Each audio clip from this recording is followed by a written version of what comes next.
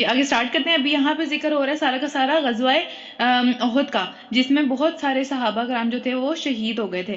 تو اب وہاں پہ یہاں پہ ابھی سارا جو سلسلہ چل رہا ہے وہ اسی چیز کا چل رہا ہے کہ جو ہے وہ جو کافر تو نہیں، مطلب کہ منافقین تھے جن کے دلوں میں تو تھوڑا سا مسئلہ تھا، ان کے ساتھ کیا تھا کہ وہ یہ باتیں کر رہے تھے کہ اگر جو ہے وہ ہمارے ساتھ ٹھہر جاتے نہ جاتے تو ہم ان کو بچا لیتے، ہماری بات سننی چاہیے تھی، ہم سے کسی نے مشورہ کیوں نہیں کیا، ہم بتاتے کیسے بچنا ہے. ٹھیک ہے، وہ اس طرح کی باتیں کر رہے تھے. تو وہی سلسلہ آگے چل رہا ہے ابھی بات کا. تو کیا ہے، اے لوگوں جو ایمان لائے ہو کافروں کی سی باتیں نہ کرو. یعنی کہ ایمان والے لوگ یہ باتیں کر رہے تھے، یعنی کہ ان کے دلوں میں تھوڑا سا بھی کھوٹ تھا، ایمان والے تھے وہ، لیکن وہ باتیں ایسی کر رہے تھے کافروں کی سی باتیں نہ کرو کہ اگر ہمارے کوئی رشتہ دار سفر پر جاتے یا جنگ میں شریک ہوتے اور وہاں کوئی حادثہ آ جاتا ہے ان کے ساتھ، کوئی کسی وجہ سے وہ اللہ تعالیٰ کو پیارے ہو جاتے ہیں، کسی وجہ سے وہ وفات پا جاتے ہیں، تو وہ کہتے ہیں کہ اگر یہ لوگ باہر نہ جاتے، اگر کاش ایسا ہوا ہوتا، ایسا نہ ہوا ہوتا تو یہ نہ مارے جاتے. جس طرح ہم بھی باتیں کرتے ہیں نا آج کل کہ جی اگر وہ گھر سے اس ٹائم نہ نکلتا، آج اس نے اس کو ہاتھ نہ لگایا ہوتا، یہ ساری چیزیں. ٹھیک ہے، تو یہ والی ساری چیزیں کافروں کی سی باتیں. اللہ تعالیٰ چاہتا تو اللہ تعالیٰ جب بھی چاہتا ہے وہ اسی ٹائم جو ہے وہ موت آ کے رہتی ہے، وہ آگے پیچھے نہیں ہوتی، نہ جانے سے وہ آگے پیچھے نہ ہوتی. ٹھیک ہے، تو اللہ اس قسم کی باتوں کو ان کے دل میں حسرت بنا دیتا ہے، یعنی کہ ان کے دل میں ایک کاش بن کے بیٹھ جاتا ہے، وہ اس سے نکل ہی نہیں پاتے، اس غم سے، اس سمجھ لیں اس حسرت سے وہ نکل ہی نہیں پاتے جو ان کے دل کے اندر بن کے بیٹھ جاتی ہے. ٹھیک ہے، اللہ خود بنا دیتا ہے، کیونکہ وہ کیا کرتی ہے، کافروں والی باتیں کرتے ہیں اس چیز کے بارے میں، وہ اس کو قبول نہیں کرتے کہ اللہ تعالیٰ کی مرضی ہی یہ تھی. پھر ورنہ دراصل زندگی اور موت تو اللہ کے ہاتھ میں ہے، وہ اس چیز سے جو ہے وہ افیکٹ نہیں ہوتی اس چیز پہ کہ کوئی گھر سے باہر نکلا یا نہ نکلا، یہ ہماری سوچ کے اندر ہی باتیں ہیں. ٹھیک ہے، اور تمہاری تمام حرکات پر وہ دیکھنے والا ہے، وہ سب چیزیں دیکھ رہا ہے. اور اگر اللہ کی راہ میں مارے جاؤ یا مر جاؤ تو اللہ کی جو رحمت اور بخشش تمہارے حصے میں آئے گی وہ ان سب چیزوں سے بہتر ہے جو کہ دنیا میں یہ لوگ اکٹھی کر رہے ہیں. کیونکہ کیا ہے کہ وہ اور خواہ تم مارے جاؤ یا مر جاؤ یا مرو یا مارے جاؤ، بہرحال تم سب کو جانا تو اللہ کی طرف ہی ہے. تو بہتر کیا ہے کہ اللہ کی راہ میں مارے جاؤ.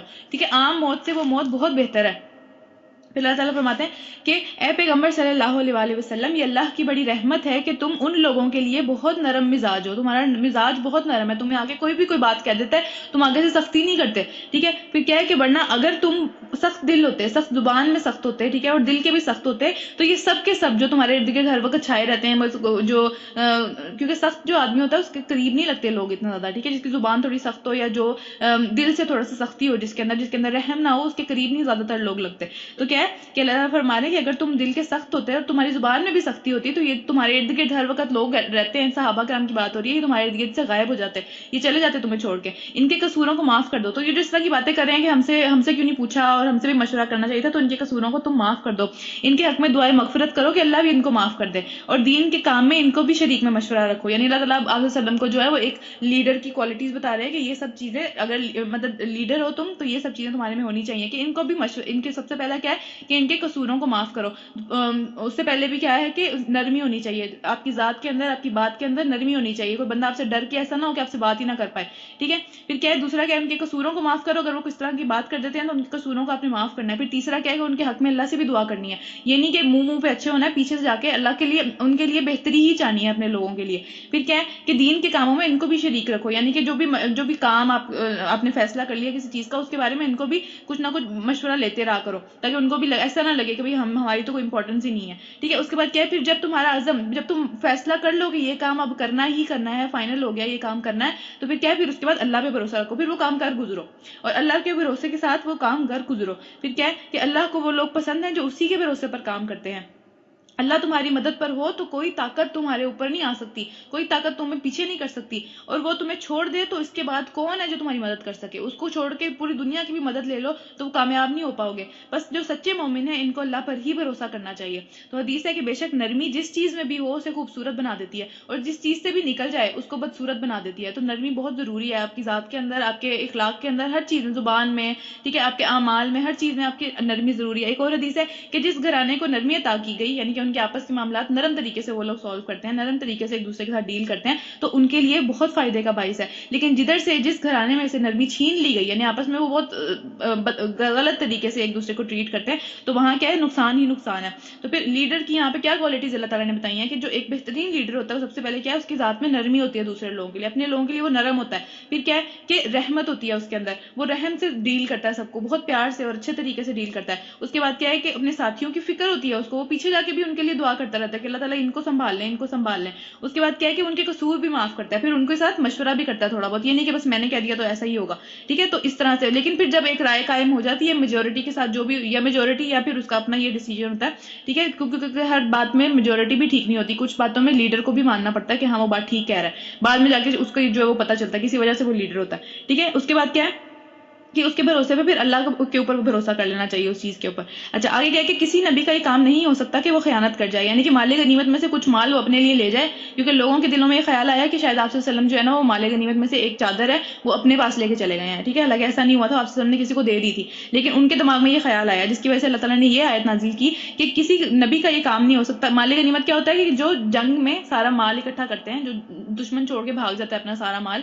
ٹھیک ہے، ان کے کھانے کی چیزیں، پینے کی چیزیں، رہنے کی چیزیں، جو بھی وہ لے کے آئے ہوتے ہیں اپنی تیاری کے چکر میں، وہ مال غنیمت ہوتا ہے. تو جب وہ بھاگ جائے گا، ظاہر ہے وہ سارا کا سارا مال جو جیتے گا اس کے پاس آ جائے گا. اس کی بات ہو رہی ہے کہ کسی نبی کا یہ کام نہیں ہو سکتا کہ وہ خیانت کر جائے اس معاملے میں، کہ وہ دوسروں کو بتائے بغیر کوئی چیز اپنے گھر لے جائے. اور جو خیانت کرے گا وہ اپنی خیانت سمیت قیامت والے دن ضرور حاضر ہو جائے گا، یعنی کہ جو بھی وہ اپنے ساتھ چھپا کر لے کے گیا وہ واپس آ جائے گا، وہ لے کے آئے گا سامنے سب لوگوں کے. پھر کیا، پھر انسان کو اس کی کمائی کا پورا پورا بدلہ مل جائے گا اور کسی پر کچھ ظلم نہ ہوگا. بھلا یہ کیسے ہو سکتا ہے کہ جو شخص ہمیشہ اللہ کی راہ پر چلنے والا ہو، یعنی آپ صلی اللہ علیہ وسلم کی بات ہو رہی ہے، اور اس شخص کے جیسے کام کرے کہ جو کہ اللہ کی ناراضگی میں ڈوبا ہوا ہو، یعنی خیانت کرنا اللہ کی ناراضگی میں ڈوبے ہوئے ہونے کے برابر ہے. اور جس کا ٹھکانہ آخری جہنم ہو، اور جو بدترین ٹھکانہ ہے. اللہ کے نزدیک دو قسموں کے آدمیوں کے درمیان میں زمین آسمان کا فرق ہے، بہت زیادہ فرق ہے ان دونوں آدمیوں میں. ٹھیک ہے، جس کے ساتھ اللہ ناراض ہے اور جس کے ساتھ اللہ خوش ہے، ان دونوں میں بہت زیادہ فرق ہے. اللہ سب کے اعمال پر نظر رکھتا ہے. در حقیقت اہل ایمان کو اللہ نے بہت بڑا احسان کیا ان کے اوپر. ہم سب کے اوپر اللہ کا یہ بہت بڑا احسان ہے کیا کہ خود انہی میں سے ان کا ایک ایسا پیغمبر اٹھایا ہے جو کہ کیا کرتا ہے، انہیں اللہ تعالیٰ کی آیات سناتا ہے، اور ان آیات کی وجہ سے، ان آیات کو سننے اور سمجھنے کی وجہ سے کیا ہوتا ہے، ان کی زندگیاں سنور جاتی ہیں، ان کے اعمال سنور جاتے ہیں، ان کا آپس میں ملنے جلنے کا طریقہ سنور جاتا ہے. ٹھیک ہے، اس کو تزکیہ کہتے ہیں اس چیز کو. تو آیات سے ہمیشہ مطلب یہ چیز ہوتی ہے، اگر آپ نے آیات ٹھیک طریقے سے سنی ہے، آپ نے جو ہے وہ اس کے اوپر غور و فکر کیا، اس کو سمجھا ہے، تو لازمی اس کا یہ اثر ہے کہ آپ کی زندگیاں اس سے بدلیں گی، آپ کا زندگی گزارنے کا پرسپیکٹیو، اس کو طریقہ اس سے بدلے گا، لازمی سی بات ہے. یہی قرآن کا معجزہ ہے سب سے بڑا. ٹھیک ہے، اس کے بعد کیا ہے، اور اس کتاب کے ذریعے پھر جب زندگیاں بھی سنورتی ہیں، پھر کیا کرتے ہیں کہ اس سے وہ مزید حکمت کی باتیں اس کتاب کے اندر سے نکالتے ہیں. حالانکہ یہی لوگ پہلے کیا تھے، کھلی گمراہی میں پڑے ہوئے تھے، ان کو کچھ جو ہے نا وہ قرآن اور نبیوں کا کوئی سلسلہ ان لوگوں کے پاس پہلے نہیں آیا تھا. عربوں کی بات ہو رہی ہے. ٹھیک ہے، اس سے پہلے جو ان کے پاس نبی آئے تھے وہ حضرت ابراہیم اور حضرت اسماعیل آئے تھے، اور ان کے درمیان میں اور نبی صلی اللہ علیہ وسلم کے درمیان میں کئی ہزاروں سالوں کا فاصلہ ہے، ان کے درمیان میں کوئی نبی نہیں آیا. اور پھر کیا ہے کہ تمہارا کیا حال ہے کہ جب تم پر کوئی مصیبت پڑتی ہے تو تم کہنے لگتے ہو کہ یہ کہاں سے آئی ہے، یعنی کہ جنگ غزوہ احد کی بات ہو رہی ہے کہ جب اس میں ان پہ مصیبت پڑی، جب وہ ان کے اوپر کفار واپس آ گئے حملہ کرنے کے لیے، تو جیتی جتائی جنگ جو وہ ہار گئے، تو اس میں انہوں نے کہا کہ کہاں سے ہمارے پاس مصیبت آ گئی، ہم تو اللہ کی راہ میں لڑ رہے تھے پھر بھی مصیبت آ گئی. ٹھیک ہے، تو اس سے یہ بھی پتہ چلتا ہے کہ اللہ کی راہ میں بھی مصیبتیں آتی ہیں. ایسا نہیں ہے کہ آپ نے اللہ کے لیے کچھ کیا تو اللہ تعالیٰ آپ کو آزمائے گا نہیں، اس میں بھی آزمائشیں آئیں گی. پھر کیا ہے کہ حالانکہ جنگ بدر میں، یعنی جنگ بدر کے اندر یہ لوگ اس سے دگنی مصیبت جو ہے وہ دوسروں کو دے چکے ہوئے ہیں. یعنی کہ اس میں کیا ہوا تھا، اس میں تو 70 صحابہ شہید ہوئے تھے، اس میں 70 کفار مارے گئے تھے، اور 70 کو یہ لوگ جو ہے وہ قیدی بنا کے لے آئے تھے، جنگی قیدی بنا کے لے کے آئے تھے. ٹھیک ہے، پھر جنہوں نے پڑھنا لکھنا سکھایا تھا مسلمانوں کو تھوڑے بہت، فدیہ ان کا یہ تھا. ٹھیک ہے، یہ ڈیٹیل میں جب ہم انشاءاللہ اس میں جائیں گے، تفسیر میں جائیں گے، پھر اس میں ڈیٹیل میں جائیں گے کہ کس طرح دگنی مصیبت ان کے اوپر پڑی تھی. لیکن اللہ تعالیٰ کہہ رہے ہیں تم اس سے زیادہ مصیبت ان کو ڈال چکے ہوئے ہو پہلے، تو اب اگر تم پہ بھی پڑ گئی ہے تو اتنا گھبرانے کی ضرورت نہیں ہے. تو اے نبی صلی اللہ علیہ وسلم ان سے کہو یہ مصیبت تمہاری اپنی لائی ہوئی ہے، تم کیوں ان جگہوں سے ہٹے جن سے نبی صلی اللہ علیہ وسلم نے تمہیں کھڑے رہنے کا حکم دیا تھا. تو اپنی لائی ہوئی مصیبت ہے، اللہ ہر چیز پر قادر ہے. اللہ چاہتا تو اس اپنی لائی ہوئی مصیبت کی وجہ سے بھی تم پہ مصیبت نہ آتی، تم ہٹتے تب بھی مصیبت نہ آتی، لیکن اللہ ایسے نہیں کرتا. اللہ جو ہے اس کا مقصد ہوتا ہے ہر چیز کے پیچھے کہ اس سے پتہ چلے کہ نبی کی بات ماننی ہے، نبی کو نہیں چھوڑنا.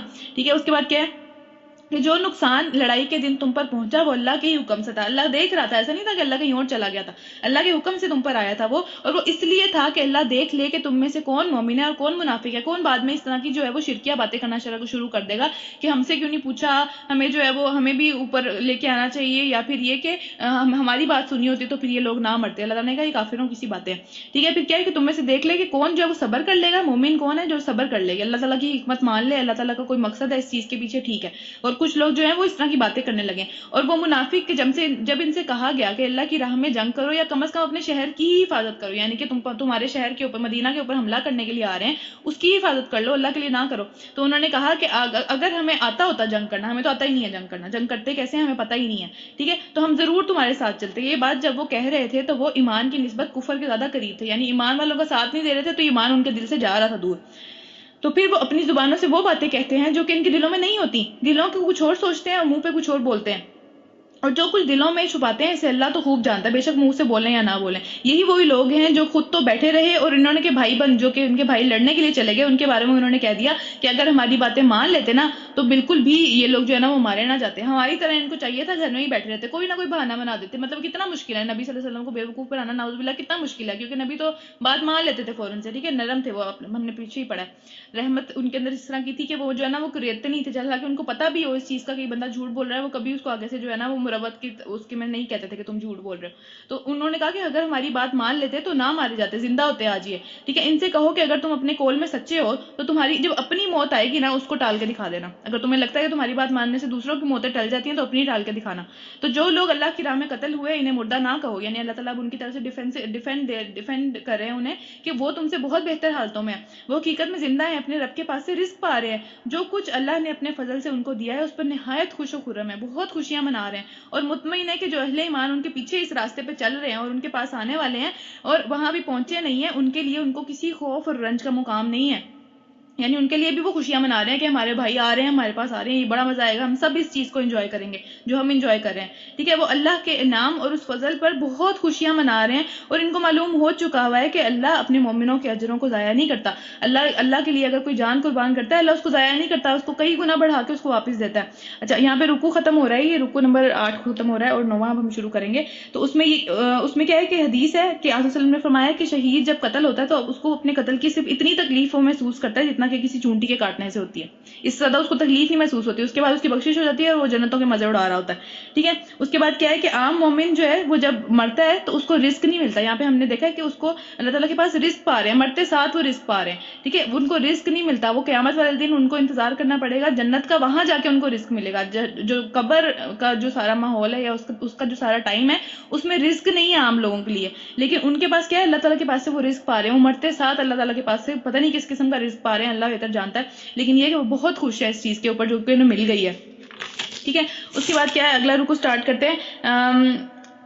ایسے مومنوں کے اجر کو جنہوں نے زخم کھانے کے بعد بھی اللہ اور رسول کی پکار پر لبیک کہا، یعنی ایسے ابھی آگے جا کے میں بتاتی ہوں کہ کن لوگوں کی بات ہو رہی ہے، پہلے پڑھ لیتے ہیں، ٹھیک ہے۔ ان میں سے جو نیکوکار شخص ہیں، یعنی کہ جو نیک اور پرہیزگار تقوی اللہ سے ڈرنے والے شخص ہیں، ان کے لیے بہت بڑا اجر ہے، ٹھیک ہے، یعنی کہ جس نے اللہ تعالیٰ سے ڈر کے دوبارہ کہا ہے کہ ہاں ٹھیک ہے میں جنگ پر جانا چاہتا ہوں۔ ہوا یہ تھا کہ غزوہ احد کے بعد جب یہ لوگ ہار وغیرہ دیکھ کے سارا کچھ واپس آئے ہیں، پھر کیا ہوا کہ ایک اور خبر پھیل گئی، کسی نے خبر پھیلا دی کہ اب دشمن پھر آ رہا ہے، کیونکہ وہ جیت کے گئے ہیں نا تو ان کا نشہ اتنا زیادہ ہو گیا ہے کہ اب وہ کہہ رہے ہیں اب اس کو تو ختم کر کے ہی چھوڑیں، تو وہ پھر آ رہے ہیں اب، اور جو ہے نا آپ صلی اللہ علیہ وسلم نے بس آنے کے فوراً بعد پھر سے کہا کہ اب کون ہے جو دوبارہ چلے گا میرے ساتھ۔ تو اتنا زخم کھائے ہوئے ہیں، مطلب کہ ہر شخص کے گھر میں کسی نہ کسی کی شہادت ہوئی ہوئی تھی، مدینہ میں اتنے زیادہ لوگ نہیں رہتے تھے اس ٹائم پہ، ٹھیک ہے، تو ہر شخص کے گھر میں کسی نہ کسی کی شہادت ہوئی ہوئی تھی، اور خود بھی مطلب چوٹیں لگی ہوئی ہیں کیونکہ بہت زیادہ اچھا نہیں ہوا تھا، برا ہو گیا تھا وہاں سب کچھ، ٹھیک ہے۔ تو کیا ہوا، لیکن پھر بھی اس وقت بھی وہ لوگ کھڑے ہو گئے کہ ہاں ٹھیک ہے ہم چلتے ہیں، اس وقت بھی مطلب آپ دیکھیں کہ ہم لوگ کسی بہت مشکل سفر سے آئے ہیں، ہمارے پاس تو اس طرح کے مسئلے نہیں ہوتے، سائیکولوجیکل مسئلے نہیں ہوتے، کوئی فزیکل بھی ہم لوگ کہیں سے جو ہے نا وہ خون نہیں نکل رہا ہوتا یا کوئی اتنا زخم نہیں لگے ہوئے ہوتے، پھر بھی ہمیں بہت مشکل لگتا ہے اٹھ کے دوبارہ کھڑے ہونا اگلے ہی دن، تو یہاں پہ لیکن وہ لوگ کھڑے ہو گئے دوبارہ سے، اور پھر اللہ کہہ رہے ہیں ان کا اجر اللہ تعالیٰ ضائع نہیں کرے گا، بہت بڑا اجر ہے ان کے لیے اللہ تعالیٰ کے پاس۔ تو جن سے لوگوں نے کہا کہ تمہارے خلاف، ان کو ڈرانے کے لیے کہا نا کہ تمہارے خلاف بہت بڑی فوجیں اب دوبارہ جمع ہو گئی ہیں، انہوں نے تو اور بھی زیادہ لوگ لے کے آئے ہیں، وہ ان سے ڈرو، تو انہوں نے کیا کہا کہ حسبنا اللہ و نعم الوکیل، انہوں نے یہ دعا پڑھی، کیا ہے اس کا مطلب کہ ہمارے لیے اللہ ہی کافی ہے اور وہ بہترین جو ہے نا ہمارے لیے کام بنائے گا ہمارا، ہمیں پورا یقین ہے، اور یہ وہی دعا ہے جو حضرت ابراہیم علیہ السلام نے پڑھی تھی، ٹھیک ہے، کب پڑھی تھی، جب ان کی قوم جو ہے وہ آگ میں پھینکنے لگی تھی، تب بھی انہوں نے یہی ایگزیکٹ سیم یہی دعا پڑھی تھی، حسبنا اللہ و نعم الوکیل۔ تو اس کے بعد کیا ہوا تھا، وہ آگ جو ہے وہ ایک بہترین باغ بن گئی تھی ان کے لیے. ٹھیک ہے, حضرت جبرائیل وہاں پہ کھڑے ہوئے تھے ان کے لیے کرسی لے کے جس کے اوپر وہ آرام سے بیٹھے ہوئے تھے. صحیح ہے. تو اللہ تعالیٰ جب بھی چیزیں بہت مشکل ہو جائیں تو یہ دعا بہت مشکل چیزوں کے لیے حسبنا اللہ و نعم الوکیل, کہ اللہ تعالیٰ بہت آسانی کر دیتے ہیں. آپ سوچیں اس کے لیے کتنا مشکل ہوگا ان کے لیے کہ ابھی اپنے گھر میں بھی کسی کی جو ہے وہ شہادت ہوئی ہوئی ہے, اپنے جو زخم ہے وہ بھی نہیں بھرے ہیں, پھر دوبارہ جانا پڑ گیا. ٹھیک ہے, تو اس وقت انہوں نے یہ پڑھا, اپنے ایمان کے اندر آ کے انہوں نے یہ پڑھا ہمارے لیے اللہ کافی ہے اور وہی ہمارا کوئی کام بنائے گا. ٹھیک ہے, آخرکار وہ اللہ کی نعمت اور فضل کے ساتھ واپس پلٹے اور ان کو کسی بھی قسم کا کوئی بھی نقصان نہ پہنچا. ٹھیک ہے, اور اللہ کی رضا پر چلنے کا شرف بھی انہیں حاصل ہو گیا. اللہ بڑا فضل فرمانے والا ہے. ہوا کیا تھا کہ وہ جب وہاں گئے تو جب ان کو پتا چلا مسلمان پھر آ گئے تو وہ سارے وہاں سے بھاگ گئے. کوئی بھی بندہ جو ہے وہ ان کے مقابلے کے لیے کھڑا ہی نہیں ہوا تھا اور اپنی ساری چیزیں چھوڑ کے وہاں بھاگ گئے. تو ان کو ان کی چیزیں بھی ملی وہاں پہ, جو ہے انہوں نے ان چیزوں کے ساتھ تجارت کی, اور بھی لوگ جا رہے تھے وہاں سے تو انہوں نے کیا کیا, وہ چیزیں بیچ کے اور فائدہ حاصل کیا. ٹھیک ہے, پھر وہ فائدہ ان کو ملا, یعنی اللہ کی نعمت ملی انہیں اور فضل بھی ملا, اس کے اوپر بھی چیزیں ملی. نعمت تو ملی ہی ملی, اس کے اوپر جو انہوں نے منافع حاصل کیا تجارت کرنے کے بعد, جو انہوں نے چیزیں بیچی, اس کے بعد جو پیسے ان کو جو بھی ان کا کسی بھی طریقے سے فائدہ ہوا وہ ملا. اس کے بعد ان کو کوئی نقصان بھی نہیں پہنچا اور اس کے بعد ان کو اللہ کی رضا بھی مل گئی. ٹھیک ہے, یہ سب چیزیں 4 چیزیں لے کے وہ واپس آئے. تو اللہ بڑا فضل فرمانے والا ہے. اب تمہیں معلوم ہو گیا کہ دراصل شیطان تھا جو اپنے دوستوں کو ڈرا رہا تھا. شیطان ڈراتا ہے ہمیشہ. ٹھیک ہے, ہمیشہ دل کے اندر جو خوف آتا ہے اللہ تعالیٰ کے راستے پہ چلنے سے, وہ ہمیشہ شیطان کی طرف سے آتا ہے. لہٰذا آئندہ تم لوگ انسانوں سے نہ ڈرنا بلکہ مجھ سے ڈرنا. اللہ تعالیٰ سے ڈرنے کا حق ہے. ٹھیک ہے, ساری کی ساری جتنی نقصانات, جتنی بیماریاں, جتنی سب چیزیں جو برائی انسان کے ساتھ ہوتی ہے وہ سب اللہ کے حکم سے ہوتی ہے. اللہ کے اختیار میں ہے وہ برا کرے کسی کے ساتھ اور برا نہ کرے. یہاں پہ کتنا برا لگ رہا تھا, آپ سوچیں ان لوگوں کو کیسا لگ رہا ہوگا کہ اب دوبارہ سے جائیں, موت کے منہ سے ابھی واپس آئیں پھر موت کے منہ میں جائیں. تو اللہ کے اختیار میں تھا, اللہ صرف ان کو ایک طرح سے ٹیسٹ کر رہا تھا, وہاں پہ آزمائش تھی ایک. تو اللہ کہہ رہے اب تم انسانوں سے نہ ڈرنا, انسان آ کے تمہیں کچھ بھی کہیں ان سے نہ ڈرنا, تم حقیقت میرے سے ڈرنا. اگر تم صاحب ایمان ہو, اگر تمہارے میں ایمان ہے تو تمہیں مجھ سے ڈرنا چاہیے. پھر اے نبی صلی اللہ علیہ وسلم, جو لوگ آج کفر کی راہ میں بڑی دوڑ دھوپ کر رہے ہیں, بڑی کوششیں کر رہے ہیں کفر کو پھیلانے کی, سب چیزیں کر رہے ہیں, حرکتیں کر رہے ہیں اس طرح کی, وہ چیزیں تمہیں دکھ نہ دیں. یہ اللہ کا کچھ بھی نہیں بگاڑ سکتے. اللہ کا کچھ نہ بگاڑنے کا مطلب ہے اللہ کے دین کا کچھ نہیں بگاڑ سکتے. ٹھیک ہے, اللہ کا تو ویسے ہی کچھ نہیں بگاڑ سکتا کوئی. تو اللہ کا اگر اللہ کو یہ ایک طریقے سے نقصان پہنچانے کی کوشش کریں گے, اللہ کوئی اور طریقہ نکال لے گا. اللہ کے پاس کمی نہیں ہے کسی چیز کی. پھر کیا ہے, اللہ کا ارادہ یہ ہے کہ ان کے لیے آخرت میں کوئی حصہ نہ رکھے, یعنی وہ اتنے غلط کام کر لیں کہ ان کو آخرت میں کوئی بھی ایک مہلت ہی نہ ملے کہ اتنی سی بھی چیز وہ ڈیزرو کریں آخرت میں. تو بلا آخر ان کو سخت سزا ملنے والی ہے. جو لوگ ایمان کو چھوڑ کر کفر کے خریدار بنے, ٹھیک ہے, اور یقیناً اللہ کا کوئی نقصان نہیں کیا انہوں نے, ان کے اپنے لیے جو ہے وہ دردناک عذاب ہے. یہ ڈھیل جو دنیا میں ہم دیکھتے ہیں کہ ایسے لوگوں کو جو کہ دین سے ہٹے ہوئے ہیں, یا پھر کافروں کو بھی ہم دیکھتے ہیں کہ اللہ نے بہت نوازا ہوا ہے. ٹھیک ہے, تو اللہ تعالیٰ کہہ رہے ہیں کہ یہ اپنے حق میں اس کو بہترین نہ سمجھیں کہ اللہ ہم سے خوش ہے. نہیں, اللہ کو کوئی مسئلہ نہیں ہے, ہمیں دنیا میں اللہ اتنا دے رہا ہے. ٹھیک ہے, تو انہیں اپنے اصل میں کیا ہو رہا ہے, اللہ تعالیٰ ان کو ڈھیل دیے جا رہے ہیں تاکہ وہ جتنے گناہ کر سکتے ہیں نا وہ سارے کے سارے گناہ کر لیں اور ان سب گناہوں کے ساتھ وہ آئیں ہمارے پاس واپس. پھر ان کے لیے کیا ہے, سخت ذلیل کر دینے والی سزا ہے. اللہ مومنوں کو اس حالت میں ہرگز نہ رہنے دے گا جس میں تم لوگ اس وقت پائے جاتے ہو, یعنی اس وقت جو تم آپس میں ملے جلے ہوئے ہو, کچھ پتہ نہیں چل رہا کہ کون اللہ کی راہ میں جو ہے قربانیاں دینے والا ہے, کون اللہ کی راہ میں جو ہے وہ لڑنے والا ہے, یا کون اللہ کی راہ میں کوششیں کرنے والا ہے, جہاد کرنے والا ہے, کوششیں کرنے والا ہے. ٹھیک ہے, وہ بھی پتہ نہیں چل رہا کیونکہ سب لوگ آپس میں ملے جلے ہوئے ہیں. تو اللہ کہہ رہے ہیں میں اس حال میں کبھی نہیں رہنے دوں گا, میں اس طرح کی آزمائشیں لے کے آؤں گا کہ سب جو اصل سچے لوگ ہیں دین کے لیے وہ اور دوسرے لوگ الگ الگ ہو جائیں گے. میں ہمیشہ یہی کروں گا. تو کیا ہے کہ پاک لوگوں کو ناپاک لوگوں سے الگ کر کے رہے گا اللہ تعالیٰ کہہ رہے ہیں. ٹھیک ہے, مگر اللہ کا یہ طریقہ نہیں ہے کہ وہ عیب کی باتیں تم پہ واضح کرے کہ کس طرح کرے گا, کب کرے گا, یہ اللہ کو پتہ ہے. ٹھیک ہے, اللہ اپنے رسولوں میں سے جس کو چاہتا ہے منتخب کر لیتا ہے کہ وہ تمہیں کچھ غیب کی باتیں بتائے, لیکن ہر بات اللہ تعالیٰ نہیں بتاتا. لہٰذا اللہ اور اس کے رسولوں پر ایمان رکھو. اگر تم ایمان اور تقوی اختیار کرو گے تو تمہیں بہت بڑا اجر ملے گا. جن لوگوں کو اللہ نے اپنے فضل سے نوازا ہے, یعنی کہ دنیا میں جن لوگوں کو اللہ تعالیٰ نے رزق دیا ہے, جو کسی بھی طریقے سے دیا ہے, ٹھیک ہے, چاہے وہ علم ہے, چاہے وہ رزق ہے, چاہے وہ صحت ہے, چاہے وہ ٹائم ہے, ہر چیز رزق کے اندر آتی ہے, فضل ہر چیز میں ہے. ٹھیک ہے, پھر وہ بخل سے کام لیتے ہیں, اس کو اللہ کے راہ میں خرچ نہیں کرتے. وہ اس خیال میں نہ رہے کہ ان کا یہ جو کنجوسی ہے, اپنے پاس ہی چیزوں کو سمیٹ کے رکھنا ہے, وہ ان کے لیے اچھی ہے. نہیں, یہ ان کے حق میں نہایت بری ہے. جو کچھ کنجوسی سے وہ جمع کر رہے ہیں وہ قیامت کے دن ان کے گلے میں ایک مصیبت کی طرح بڑھ جائے گا. وہ اس سے بھاگتے بھی رہیں گے کہ یہ ہم سے کہیں دور ہو جائے, یہ ہم نے کیا اکٹھا کر کے رکھا ہوا تھا. ٹھیک ہے, اس سے بھاگتے بھی رہیں گے اگر وہ اللہ کی راہ میں اس کو وہ خرچ نہیں کریں گے. تو زمین اور آسمان کی میراث, یعنی کہ میراث کا مطلب ہے کہ اینڈ پہ جو چیزیں بچیں گی وہ سب کی سب اللہ کے لیے ہیں. ٹھیک ہے, انسان آج مرتا ہے وہ سب چیزیں کس کے لیے چھوڑ کے چلا جاتا ہے, اگلوں کے لیے. اگلے مرتے ہیں وہ کس کے لیے چھوڑ کے جاتے ہیں, پھر اگلوں کے لیے. اینڈ پہ وہ ساری کی ساری چیزیں اللہ کے لیے ہی ہیں, اور جو کچھ تم کرتے ہو اللہ اس سے بہت باخبر ہے. پھر جی رکو نمبر 10 سٹارٹ ہو رہا ہے، اللہ نے ان لوگوں کا قول سن لیا جو کہتے ہیں اللہ فقیر ہے اور ہم امیر ہیں. یعنی جو اس وقت لوگ یہ بات کرتے تھے کہ اللہ جو ہے خود نہیں دیتا، ہمیں کہتا ہے دو دو دو، تم دو اپنے مال میں سے دو، اپنے مال میں سے دو. تو اللہ کیا فقیر ہے؟ ہمیں ہمارے پاس زیادہ پیسے ہیں، ہم زیادہ امیر ہیں، اللہ جو ہے وہ فقیر ہے، ہم امیر ہیں، ہم سے دلواتا رہتا ہے اللہ تعالیٰ. تو اللہ تعالیٰ کو یہ بات بالکل بھی اچھی نہیں لگی. اللہ تعالیٰ نے کہا اللہ سن رہا ہے، یہ سب باتیں لکھی جا رہی ہیں، ٹھیک ہے، ان کی یہ باتیں بھی ہم لکھ لیں گے، اور ان سے پہلے وہ جو پیغمبروں کو قتل کرتے رہے ہیں وہ بھی ہمیں پتہ ہے، وہ بھی ان کے اعمال میں لکھا ہوا ہے، ٹھیک ہے. جب فیصلے کا وقت آئے گا تب ہم ان سے کہیں گے، یعنی کہ ابھی دنیا میں جو بھی بولتے ہیں بولتے رہے، اس وقت نہیں ان میں ہمت ہوگی بولنے کی. پھر کیا کریں گے کہ ہم ان سے کہیں گے کہ لو اب سخت عذاب کا مزہ چکھو، یہ تمہارے اپنے ہاتھوں کی کمائی ہے، یہ تمہاری ان حرکتوں کا بدلہ ہے جو کہ تم دنیا میں کرتے رہے ہو، اور اللہ اپنے بندوں کے لیے ظالم نہیں ہے، اللہ نے تمہارے ساتھ ظلم نہیں کیا، تم نے خود اپنے اوپر ظلم کیا ہے. اور جو لوگ کہتے ہیں کہ اللہ نے ہم کو یہ مطلب ہم سے ایک وعدہ کر رکھا ہے کہ ہم کسی بھی رسول کو تسلیم نہیں کریں گے، ہم کسی رسول کی بات نہیں مانیں گے جب تک کہ وہ ہمارے سامنے ایسی قربانی نہ کرے جسے اوپر آسمان سے ایک آگ آ کر کھا لے. اب بنی اسرائیل جو تھے ان کا یہ دعویٰ تھا، یعنی یہودی جو تھے انہوں نے یہ بات کہی تھی کہ انہوں نے یہ بات کہی تھی کہ جب تک اللہ تعالیٰ نے ہم سے یہ وعدہ کیا ہوا ہے کہ نبی تبھی سچا ہوگا جب جو ہے نا وہ ایک ایسی قربانی کرے گا جس سے آسمان سے آ کے ایک آگ کھا لے گی. اس وقت یہ قربانی قبول ہونے کا طریقہ سمجھا جاتا تھا جب موسیٰ علیہ السلام بھی حیات تھے، تب کی بات ہے یہ، ٹھیک ہے. تو انہوں نے یہ والی بات لے کے آئے. اب تو ان سے کہو، اللہ تعالیٰ اس کا جواب دے رہے ہیں، ان سے کہو تمہارے پاس مجھ سے پہلے بہت سے رسول آ چکے ہیں جو کہ واضح نشانیاں لے کر آئے تھے، اور یہ نشانی بھی لے کر آئے تھے جس کی تم بات کر رہے ہو، یہ بھی تم دیکھ چکے ہوئے ہو، پھر بھی تم نے ماننا نہیں. پھر بھی اگر تم سچے ہو تو تم نے ان رسولوں کو قتل کیوں کیا؟ اگر تم اب مان لو گے تو تب کیوں نہیں مانا؟ ٹھیک ہے. پھر اب اے نبی صلی اللہ علیہ وسلم، اگر یہ لوگ تمہیں جھٹلاتے ہیں تو بہت سے رسولوں کو تم سے پہلے بھی جھٹلا چکے ہیں، اس پہ پریشان ہونے کی ضرورت نہیں ہے، یہ ایسے ہی کرتے رہے ہمیشہ، ٹھیک ہے. جو کھلی کھلی نشانیاں اور صحیفے اور روشن کتابیں ان کے پاس لے کے آئے تھے، ہر چیز لے کے آئے تھے، انہوں نے نہیں مانا، ہر چیز دیکھنے کے بعد نہیں مانا. آخرکار ہر شخص کو مرنا ہے، اور تم سب اپنے پورے اجر قیامت کے روز پانے والے ہو، جس نے کچھ اچھا کیا ہے وہ بھی، جس نے کچھ برا کیا ہے وہ بھی. اچھا، کامیاب اصل میں وہی ہے جو اس وقت آگ سے بچ جائے. دنیا اور آخرت کی کامیابی وہی ہے جو اس وقت آگ سے بچ گیا، وہ کامیاب ہو گیا، اور جو جنت میں داخل کر دیا گیا وہی کامیاب ہے. رہی یہ دنیا، یہ تو محض ایک ظاہر فریب کی چیز ہے، ٹھیک ہے. دنیا کے اندر جو ہے ساری چیزیں، دنیا کی کامیابی صرف ایک ٹیمپریری ٹائم کے لیے. ہماری زندگی کتنی ہے؟ 60 70 80 90 100 سال میکسیمم ہے، اس سے زیادہ زندگی بھی نہیں ہے، ٹھیک ہے. تو 100 سال کی کامیابی زیادہ عزیز ہونی چاہیے یا پھر ہمیشہ کی کامیابی؟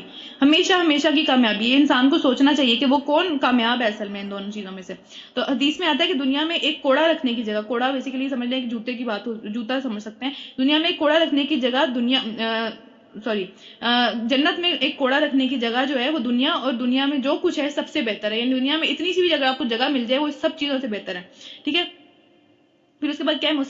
مسلمانوں، تمہیں جان اور مال دونوں کی تکلیفیں اور آزمائشیں پیش آ کر رہیں گی. دنیا میں آ گئے ہو، مسلمان بن گئے ہو، اب یہ مصیبتیں آئیں گی ہی آئیں گی، اور تم اہل کتاب اور مشرکین سے بہت ساری ایسی تکلیف دہ باتیں سنو گے جو تمہیں اچھی نہیں لگیں گی. یعنی جب اللہ کی راہ میں چلو گے، اللہ کے دین کو اپناؤ گے تو لوگ باتیں بھی کریں گے. ایون دوسرے کیا باتیں کریں گے؟ ہمارے اپنے گھر والے بھی باتیں کرتے ہیں، ٹھیک ہے. یہ کس طرح سے جا رہے ہو، یہ کیسے کیا ہوا ہے، وہ کیسے کیا ہوا ہے، اب جی 900 چوہے کھا کے بلی حج کو چلی. اس طرح کی بہت باتیں ہم اپنے گھر والوں سے سنتے ہیں. تو اللہ تعالیٰ کہہ رہے ہیں یہ مصیبتیں آئیں گی ہی آئیں گی. جب اللہ تعالیٰ آزماتے ہیں پھر ان چیزوں سے دوسروں کو، سب کو آزماتے ہیں، ٹھیک ہے. اگر ان سب حالات میں تم صبر کرو، ٹھیک ہے، اور اللہ سے ڈر کر یہ کام کرتے چلے جاؤ، رک نہیں جانا، ان کے مقابلے پہ نہیں آ جانا. جو باتیں سنا رہا ہے اس سے بڑھ کے باتیں سناؤ، ایسا نہیں کرنا، ٹھیک ہے. کیا ہے کہ صبر کرنا ہے، ان ساری چیزوں کے اوپر صبر کرنا ہے. تو پھر کیا ہوگا؟ یہ بڑے حوصلے کا کام ہے. اللہ تعالیٰ مان رہے ہیں اس بات کو کہ آسان نہیں ہے، یہ بڑا حوصلے کا کام ہے، بڑا ہمت کا کام ہے، لیکن یہ اصل طریقہ ہے اس کو ڈیل کرنے کا، ٹھیک ہے. پھر کیا ہے؟ ان اہل کتاب کو وہ وعدہ بھی یاد دلاؤ جو اللہ نے ان سے لیا تھا کہ تمہیں کتاب کی تعلیمات کو لوگوں میں پھیلانا ہوگا.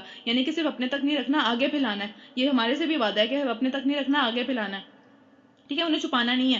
مگر انہوں نے کیا کیا کہ کتاب کو پیچھے پھینک دیا. انہوں نے کوئی اس بات کو مانا نہیں اور کہا ہم سب چیزیں دیکھ لیں گے، اور پھر تھوڑی ہی قیمت پر اسے بیچ ڈالا. کتنا برا کاروبار ہے جو یہ لوگ کر رہے ہیں. تو تم ان لوگوں کو عذاب سے محفوظ نہ سمجھو جو اپنی کرتوتوں پر خوش ہیں. یعنی کہ ان کو لگتا ہے کہ ہمیں دنیا میں ساری چیزیں ملی ہوئی ہیں، سب چیزیں خوش، ہمیں کوئی کسی کی چیز کی ضرورت نہیں ہے، ہم بہت خوش ہیں، ٹھیک ہے. اور ہمیں دین کی بھی ضرورت نہیں ہے، ہمیں کسی چیز کو ماننے کی بھی ضرورت نہیں ہے، اور چاہتے ہیں. اچھا، یہ ایک اور بات آ رہی ہے، ٹھیک ہے. یہ بھی منافقین کی اور اس طرح کے لوگوں کی نشانی ہے جو کہ ہم میں سے بھی ہر ایک میں شاید پائی جاتی ہے. اور وہ کیا ہے کہ اور وہ چاہتے ہیں کہ ایسے کاموں کی تعریف انہیں حاصل ہو جو کہ انہوں نے نہیں کیے. یعنی کہ کسی دوسرے کا کریڈٹ لینا، کسی دوسرے کو کسی دوسرے نے کوئی محنت کی تھی اس کا بھی کریڈٹ اپنے اوپر لینا. یہ بہت غلط عادت ہے، اس سے نکلنا چاہیے ہمیں، ٹھیک ہے. پھر کیا ہے کہ جو انہوں نے نہیں کیا، حقیقت میں ان کے لیے دردناک سزا تیار ہے. زمین اور آسمان کا مالک اللہ ہے اور اس کی قدرت سب چیزوں کے اوپر ہے. اچھا، اب یہاں پہ یہ رکو ختم ہو رہا ہے. اگلا رکو جو ہے رکو نمبر 11.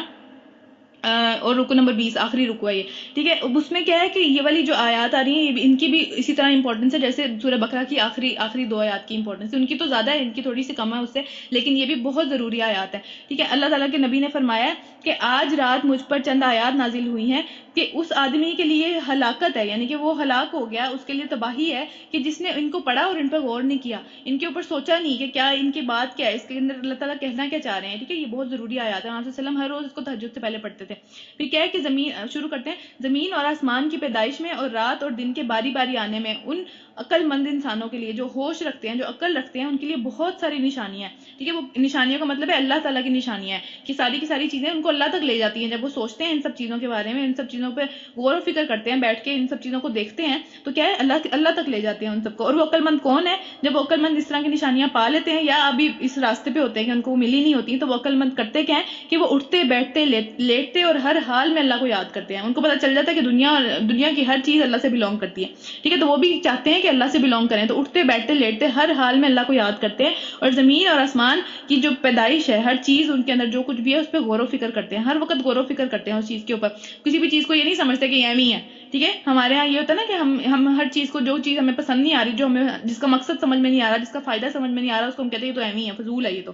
ٹھیک ہے. اللہ تعالیٰ نے کوئی چیز فضول نہیں پیدا کی، تو وہ غور و فکر کر کے اس کے اصل مقصد تک پہنچنا چاہتے ہیں. پھر وہ کیا کہتے ہیں کہ اے رب پروردگار، یہ سب کچھ تو نے فضول پیدا نہیں کیا، ان کا ہر چیز کا کوئی نہ کوئی مقصد ہے. تو پاک ہے اس چیز سے کہ کوئی فضول کام کرے.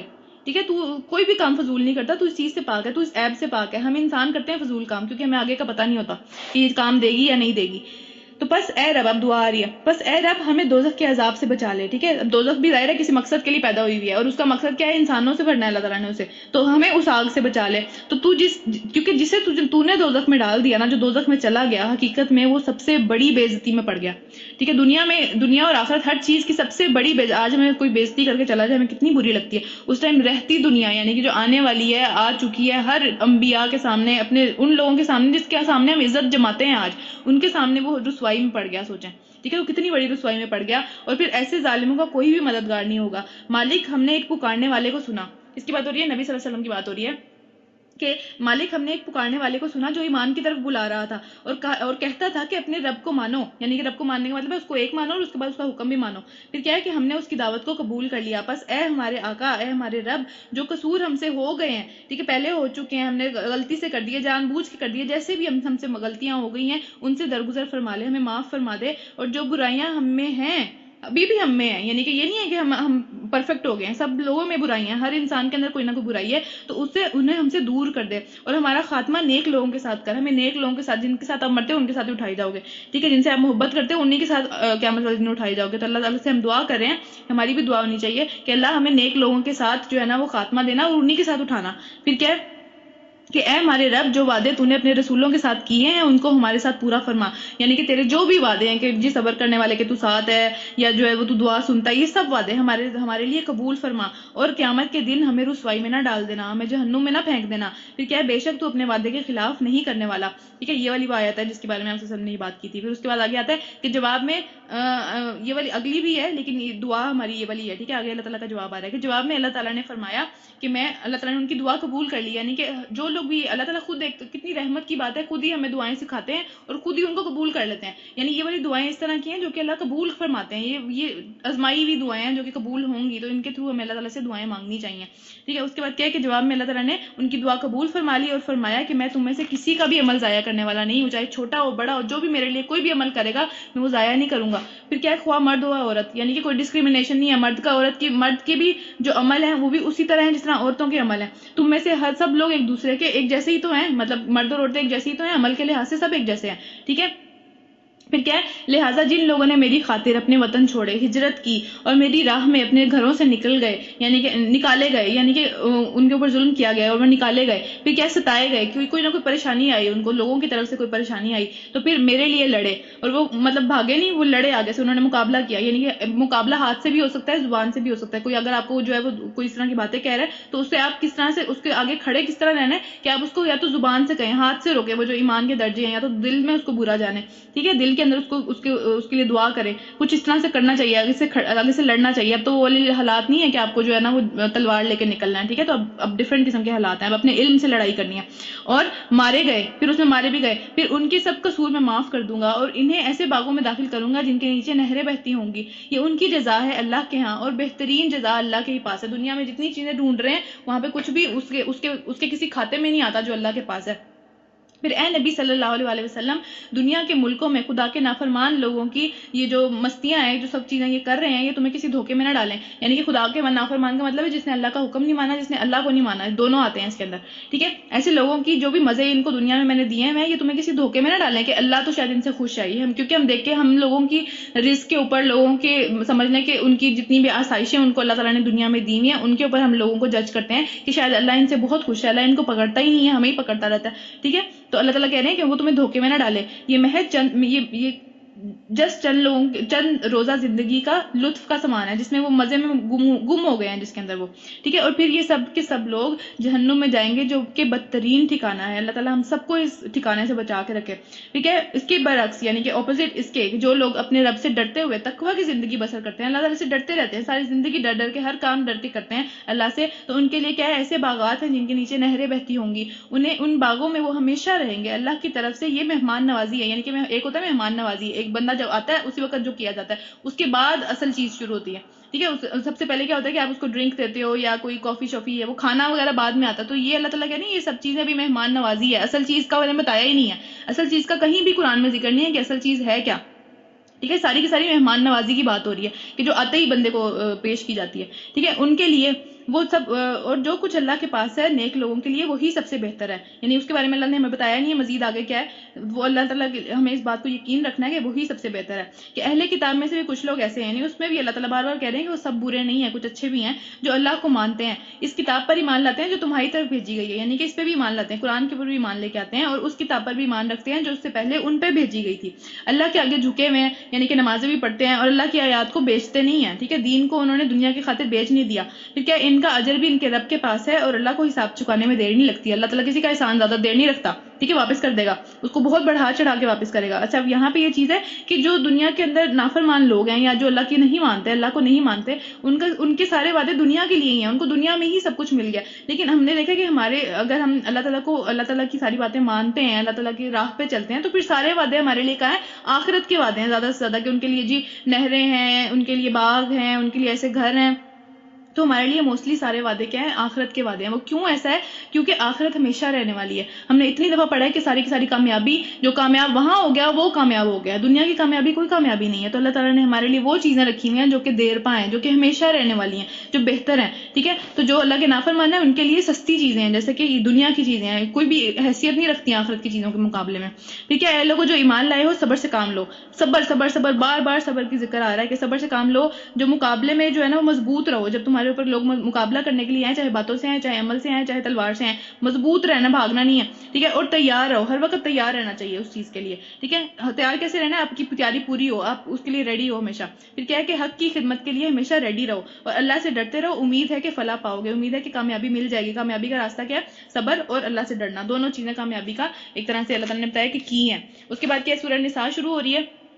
سورہ نساء بھی مدنی صورت ہے, ٹھیک ہے, مدینہ میں نازل ہوئی بھی ہے. اس میں بھی بہت سارے احکامات ہیں جو کہ اسپیشلی عورتوں کے حقوق کے لیے ہیں, ٹھیک ہے. اس کے بعد کیا ہے جی کہ سب سے ایک اہم بات یہ ہے کہ قرآن میں مردوں کے نام سے کوئی صورت نہیں ہے, یہ صرف عورتوں کے لیے ایک صورت ہے, اور اس کا نساء کا مطلب ہی ہے خواتین, ٹھیک ہے. تو مردوں کے لیے کوئی صورت نہیں ہے. اس کے بعد چلیں سٹارٹ کرتے ہیں اس کو. اب اس کا جو پہلی آیت ہے, یہ والی آیت جو ہے وہ نکاح کے خطبے میں بھی پڑھی جاتی ہے, ٹھیک ہے. تو نکاح کے خطبے میں پڑھی جاتی ہے, اس کو اس لحاظ سے سوچنا ہے کہ میاں بیوی کے رشتے کی اس میں زیادہ امپورٹنس کی بات ہو رہی ہے, ٹھیک ہے. تو کیا ہے کہ بسم اللہ الرحمن الرحیم, لوگوں اپنے رب سے ڈرو جس نے تمہیں ایک جان سے پیدا کیا. کس ایک جان سے؟ آدم علیہ السلام سے, سب وہیں سے نکلے ہیں, ٹھیک ہے. ایک جان سے پیدا کیا اور اسی جان سے اس کا جوڑا بنایا. یعنی آدم علیہ السلام سے ہمیں پتہ ہے کہ مطلب آدم علیہ السلام سے ہی حضرت اماں حوا کو بنایا تھا اللہ تعالیٰ نے. کس طرح بنایا تھا یہ اللہ تعالیٰ نے میں نہیں بتایا. اچھا, اس کے بعد کیا ہے کہ اس کا جوڑا بنایا, اور ان دونوں سے بہت سارے جو ہے نا مرد اور عورت دنیا میں پھیلا دیا, نسل وہیں سے چلی ساری کی ساری. پھر اس خدا سے ڈرو, واتقوا اللہ, واتقوا اللہ آ رہا ہے, واتقوا اللہ کا مطلب کیا ہے, ڈرو اللہ سے, اللہ سے ڈرو, اللہ سے ڈرو, ٹھیک ہے. تو اس خدا سے ڈرو جس کا واسطہ دے کر تم ایک دوسرے سے اپنے حق مانگتے ہو. کیا حق مانگتے ہو؟ کہ سوال کرتے ہو میرے یہ حقوق ہیں، مجھے اللہ تعالیٰ نے یہ حقوق دیے ہیں، مجھے یہ حقوق دو. ٹھیک ہے. تو اس کا یہ مطلب نہیں ہے کہ وہ حقوق مانگتے ہی رہنا ہے، اس سے ڈرو. یعنی کہ اس کا مطلب ہے کہ حقوق دینے بھی ہیں. آپ کے جو حقوق آپ کے اوپر واجب ہیں کسی دوسرے کے، یعنی میاں بیوی کے اسپیشلی یہاں پہ بات ہو رہی ہے. ٹھیک ہے. ان دونوں کا کیا ہے کہ وہ حقوق دینے بھی ہیں، پھر ہی وہ واپس ملیں گے. تو مانگتے ہوئے اس سے ڈرنا چاہیے کہ میں نے اپنے حقوق دیے ہیں، کہ میں نے اپنے سارے رائٹس جو تھے اس بندے کے میرے پہ وہ میں نے پورے کیے ہیں جو کہ میں اپنا مانگ رہی ہوں. ٹھیک ہے. تو یہ چیز اس طرح سے بھی آتی ہے. اور رشتہ داروں اور قرابت کے تعلقات کو بگاڑنے سے پرہیز کرو. یعنی کہ ہمیشہ اللہ تعالیٰ سے ڈر کے جو ہے نا وہ رشتے بہت سینسیٹیو چیزیں ہیں. ٹھیک ہے. جو سارے رشتہ دار ہوتے ہیں ہمارے، ساری کی ساری چیزیں ہوتی ہیں، ان کو بگاڑنے سے پرہیز کرو. اللہ سے ڈرو اس معاملے میں. ٹھیک ہے. یقین جانو اللہ تم پر نگرانی کرے. اللہ کو ہر چیز کا پتہ ہے تم کیا کر رہے ہو. اچھا، صرف یہ ایک آیت جو ہے 3 آیتوں میں سے یہ ایک آیت ہے نکاح کے خطبے کی، اور اس کے بارے میں جو ابو خدری ہیں وہ فرماتے ہیں کہ میں تجھے اللہ کے تقوی کی وصیت کرتا ہوں کیونکہ یہ تمام نیکیوں کی جڑ ہے. ٹھیک ہے. اللہ سے ڈر کے ہر نیکی کا کام انسان کر لیتا ہے. باقی دنیا میں کسی کے لیے نہیں ہم کچھ کرتے ہیں، ہم اللہ کے لیے پھر بھی کر لیتے ہیں. ٹھیک ہے. اس کے بعد کیا ہے آگے یتیموں کی بات آ رہی ہے. اب کیا ہے یتیموں کے مال ان کو واپس کر دو. یعنی کہ وراثت میں اگر فرض کرو یتیم کا مطلب کیا ہے کہ جس کا باپ مر گیا، جس کا وارث مر گیا. ٹھیک ہے. یعنی کہ فرض کریں اس کا باپ اس کا وارث تھا، یا اس کا بڑا بھائی اس کا وارث تھا، جو بھی اس کا وارث تھا وہ اس کا مر گیا، اس کا کوئی خیال رکھنے والا اب نہیں ہے جو کہ اس کے منی میٹرز کو دیکھ سکے، اس کا خیال رکھ سکے. ٹھیک ہے. اب اگر وہ مر چکا ہے اس کا وارث، تو پھر آپ کیا کریں گے؟ آپ کہیں گے ٹھیک ہے میں اس کی کفالت لیتا ہوں، اس کی خیال میں رکھوں گا. ظاہر ہے اس کا وراثت کا مال بھی پھر آپ کے پاس آ جائے گا، لیکن وہ امانت ہے آپ کے پاس، آپ نے واپس کرنا ہے اس کو جب وہ بڑا ہو جائے گا. تو ٹھیک ہے. تو اللہ تعالیٰ کہہ رہے ہیں کہ یتیموں کا مال ان کو واپس کر دو. اچھے مال کو برے مال سے نہ بدلو، اور ان کے مال اپنے مال کے ساتھ رکھ کے ملا کر نہ کھا جاؤ. یہ بہت بڑا گناہ ہے. یعنی کیا مطلب ہے کہ ان کا اچھا مال آپ کو لگا، اس کے مال میں کوئی اچھی چیز تھی، آپ نے اسی کی طرح کی چیز گھٹیا چیز اس کے واپس رکھ دی. کہ قیمت تو پوری ہے نا، مطلب کہ چیزیں تو پوری ہیں، صرف اس کی اچھی چیز میں نے خود یوز کر لی، اپنی بری چیز وہاں رکھ دی کہ میں اللہ تعالیٰ کو دھوکہ دینے کی کسی طرح سے کوشش کر رہی ہوں. تو اللہ تعالیٰ کہہ رہے ہیں یہ بہت بڑا گناہ ہے، یہ بالکل نہیں کرنا. ٹھیک ہے. اور ایسا بھی نہیں کرنا کہ اس کا مال اپنے مال کے ساتھ رکھو اور اس کو کھا جاؤ، کہ کہو جی سارا ختم ہو گیا، پتہ نہیں چلا کہاں گیا. ٹھیک ہے. ایسا نہیں کرنا. تو اس کے بعد کیا ہے اگر تمہیں اندیشہ ہو کہ یتیموں کے ساتھ تم انصاف نہیں کر سکو گے، یعنی کہ تم ان کے جو حقوق ہیں اگر تم ان کو اپنے پاس رکھ رہے ہو، ان کی کفالت کر رہے ہو، کیونکہ یہ بہت اچھا کام سمجھا جاتا تھا اس وقت بھی، اور مطلب اللہ تعالیٰ نے بہت بار اس کی تلقین بھی کی ہے. جس طرح آپ صلی اللہ علیہ وسلم نے حدیث میں فرمایا ہے کہ یتیم کی کفالت کرنے والا اور میں جنت میں اس طرح ہوں گے جیسے 2 انگلیاں اکٹھے ساتھ ساتھ. ٹھیک ہے. تو اپنے یتیم کی کفالت کرنا بھی آتا ہے. یعنی کہ جو مائیں رہ جاتی ہیں جن کے خدا نخواستہ ہسبینڈس کی ڈیتھ ہو جاتی ہے اور ان کے بچے چھوٹے ہوتے ہیں، تو ان کی وہ کفالت جس طرح سے کرتی ہیں، ظاہر ہے بہت مشکل کام ہے، آسان کام نہیں ہے، تو وہ بھی آتی ہیں اسی حدیث کے اندر. ٹھیک ہے. اپنے یتیم بچوں کی یا کہ دوسروں کے یتیم بچوں کی کفالت کرنے والا آپ صلی اللہ علیہ وسلم کے ساتھ بالکل ساتھ ساتھ ہوں گے. ٹھیک ہے. تو اس کی بہت زیادہ ایک طرح سے سمجھ لیں کہ امپورٹنس ہے ہمارے دین کے اندر. تو پھر کیا ہے اگر تمہیں اندیشہ ہوگا یتیموں کے ساتھ انصاف نہیں کر سکو گے، یعنی کہ کیا کہ ان کے اگر تم نے کسی کی کفالت لی ہے لیکن اس کے جو مال ہے تمہیں لگتا ہے کہ وہ مال جو ہے وہ میں حفاظت اس کی طرح سے نہیں کر سکوں گا، تو کیا کرو ان کی ماؤں سے نکاح کر لو. ان کی ماؤں سے کیا جو عورتیں تمہیں پسند آئیں ان میں سے ایک 2 اور یہ وہ آیت ہے جس کے اوپر شدید جو ہے نا وہ مسئلے بنے ہوئے ہیں آج ہماری زندگیوں کے اندر اور مسئلہ پوری اسلامک ورلڈ کے اندر. ٹھیک ہے. تو جو عورتیں تمہیں پسند آئیں ان میں سے ایک 2 یا 3 یا 4 نکاح کر لو. یعنی ایک ٹائم پہ 4 ہی نکاح آپ کے نکاح میں ہونی چاہیے خواتین، اس سے زیادہ نہیں ہونی چاہیے. اس وقت بہت زیادہ ہوتی تھی، 13 14 خواتین ایک ٹائم پہ نکاح میں ہوتی تھی، تو اس کو ایک طرح سے کم کیا جا رہا ہے کہ 4 سے زیادہ نہیں کرنی. اور کن عورتوں کی یہاں بات ہو رہی ہے کہ جو یتیموں کا تمہیں لگتا ہے کہ تم یتیم کا حق مار جاؤ گے، تو کیا کرو اس کی ماں سے نکاح کر لو تاکہ وہ تمہارے ایک طرح سے صحیح طریقے سے تمہاری جو ہے وہ بچہ بن جائے. وہ بچے کی سینس میں پھر تم اس کی کفالت کرو، اور اس کے مال کو بھی جو ہے وہ بعد میں اس کو تم نے واپس تو کرنا ہے، لیکن یہ ہے کہ ایک طرح سے تمہارے ہاؤس ہولڈ کے اندر تمہارے گھر کے اندر وہ بچہ آ جائے اور اس کی کفالت تمہارے لیے آسان ہو جائے، تم اس کے ساتھ ناانصافی نہ کرو. ٹھیک ہے. پھر کیا ہے کہ لیکن اگر تمہیں اندیشہ ہو کہ ان کے ساتھ عدل نہیں کر سکو گے، یعنی کہ اپنی بیویوں میں تم عدل نہیں کر سکو گے، ان کو ایک جیسا ایک ساتھ نہیں رکھ سکو گے، تو پھر کیا کرو پھر ایک ہی بیوی رکھو، پھر ان سے شادی نہ کرو. ٹھیک ہے. تو ان عورتوں کو زوجیت میں لاؤ جو تمہارے قبضے میں آئی ہیں، یعنی کہ جو غلام لونڈیاں ہیں ان کو یا تو پھر ان سے شادی کر لو، کیونکہ ان کے حقوق جو ہیں وہ شریف زادیوں کے مقابلے میں آدھے ہوتے تھے. ٹھیک ہے. ابھی بھی اسلام نے ان کو حقوق دیے ہیں کیونکہ ان کے پاس پہلے حقوق تھے ہی نہیں، وہ اپنی کوئی بھی ان کے پاس حق کیا ان کو دینا دلانا کچھ نہیں. ٹھیک ہے. تو اللہ تعالیٰ نے کہا ہے کہ ان کے حقوق جو ہیں وہ شریف زادیوں سے آدھے ہیں، ہم نے پیچھے بھی پڑھا ہے. ٹھیک ہے. تو اب کیا ہے کہ یا تو تم ایسا کرو کہ ایک ہی بیوی رکھو، یا اگر تمہیں لگتا ہے کہ تم سارے حقوق نہیں دے سکتے، کچھ دے سکتے ہو، تو پھر تم کیا کرو کہ اس طرح سے غلام جو ہے نا ان کو اپنی زوجیت میں لے لاؤ. ان سے بھی نکاح کرنا ہوتا تھا تو ان کو اپنی زوجیت میں لے آؤ. لیکن بے انصافی کرنے سے قریب جو ہے وہ زیادہ تر یہی چیز ہے کہ تم ایک ہی بیوی رکھو یا پھر غلام سے شادی کرو. یعنی کہ بے انصافی سے بچنے کے لیے سب سے زیادہ قریب ترین چیز یہی ہے.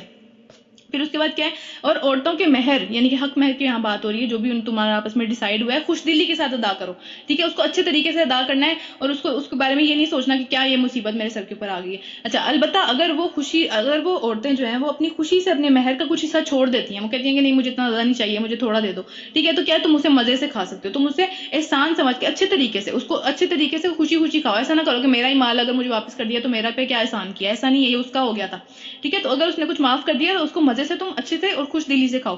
پھر کیا ہے کہ وہ اپنے وہ مال جنہیں اللہ نے تمہارے لیے دنیا میں مطلب معاش کا ذریعہ بنایا، نادان لوگوں کے حوالے نہ کرو، ایسے لوگوں کو اپنے مال نہ دو جن کو منی مینجمنٹ نہیں آتی، جو کہ سارا اڑا دیں گے، تمہیں پتہ ہے وہ سارا کا سارا اڑا دیں گے، ٹھیک ہے، تو ان کو ایسے مال نہ دو، البتہ اپنے کھانے اور پہننے کے لیے دو انہیں، اگر تمہاری یعنی کہ جس طرح اگر تم جو ہے وہ کسی غریب کسی کیا یتیم کی کفالت کر رہے ہو اور وہ ابھی اس ایج پہ نہیں پہنچا کہ وہ اپنے مال کو سارا کا سارا دیکھ سکتا ہے، اس کو سمجھ ہے کہ میں نے اپنے مال کو کس طرح بچانا ہے، اپنی زندگی کس طرح چلانی ہے اس سے، تو پھر تم ان کے حوالے یہ مال نہ کرو اگر ان کو یہ سمجھ نہیں ہے، ٹھیک ہے، البتہ انہیں کھانے اور پہننے کے لیے دو، اس کے مال میں سے اس کے اوپر خرچہ کرو، لیکن اس کو ہاتھ میں اس کے پیسے نہ پکڑا دو کہ میری ذمہ داری گئی اب تم جاؤ، ٹھیک ہے، تو کیا ہے انہیں نہایت نیک نصیحت بھی کرتے رہو، یعنی کہ اس کو اس طرح کی نصیحت اور ان کو پیار پیار سے سمجھاتے رہو اس چیز کے بارے میں کہ منی مینجمنٹ کے بارے میں کہ کس طرح آگے جا کے اس نے ساری چیزیں ڈیل کرنی ہے، ٹھیک ہے، اور دوسرا اس کا مطلب یہ بھی ہو سکتا ہے کہ اگر وہ بار بار آپ سے سوال کریں کہ ہمارے پیسے دو ہمیں جان چھوڑو ہماری، تو تب بھی ان کو جو ہے ان کے پیسے ان کے حوالے نہیں کرنے جب تک کہ وہ اس عقل میں نہیں آ جاتے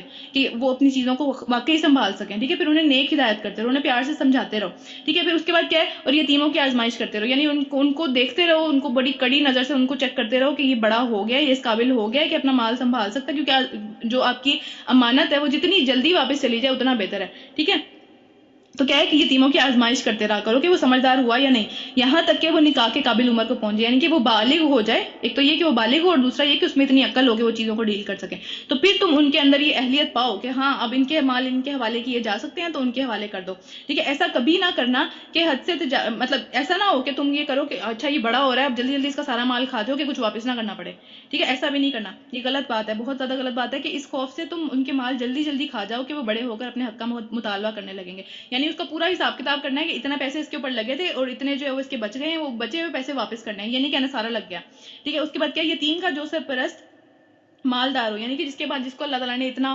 زیادہ پیسے دیے ہوئے ہیں کہ اس کو جو ہے وہ اجرت کی ضرورت نہیں ہے، یعنی کہ اس کا گزارا اچھے طریقے سے ہو رہا ہے اور وہ اس غریب کی بھی جو یتیم کی بھی کفالت کر رہا ہے، اس کو بھی پیسے دے رہا ہے، سب کچھ اس کا سارا گھر کا نظام ٹھیک طریقے سے چل رہا ہے، تو وہ پرہیزگاری سے کام لے، یعنی کہ وہ کیا کرے کہ وہ اس کے پیسوں میں سے اپنی ایک طرح سے سمجھ لیں اپنی سیلری نہ لے کہ میں اس کی کفالت کر رہا ہوں، میری ظاہر انرجیز لگتی ہیں، ہر چیز ہے جو بھی ہے، ٹھیک ہے، اس کے اندر سے وہ اس کی اپنی اجرت نہ لے، یعنی کہ جو اس کے کھانے پینے پہ لگے گا وہ تو لے گا، وہ ظاہر سی بات ہے وہ اس کا کھانا پینا ہے، لیکن یہ ہے کہ اپنی اجرت نہ لے اس کے اندر سے، وہ اپنی اجرت معاف کر دے کہ ٹھیک ہے میں نے اللہ کے لیے کیا یہ سب کچھ، ٹھیک ہے، جو غریب ہو ہاں وہ جو معروف طریقے سے کھا سکتا ہے، ہاں ٹھیک ہے، وہ اپنی اجرت لے سکتا ہے کیونکہ اس کے پاس ظاہر ہے اس کی انرجیز لگ رہی ہیں، وہی انرجیز کہیں اور بھی لگا کے اپنی زندگی بہتر کر سکتا تھا، تو وہ کھا سکتا ہے، لیکن وہ بھی سارا نہیں کھانا۔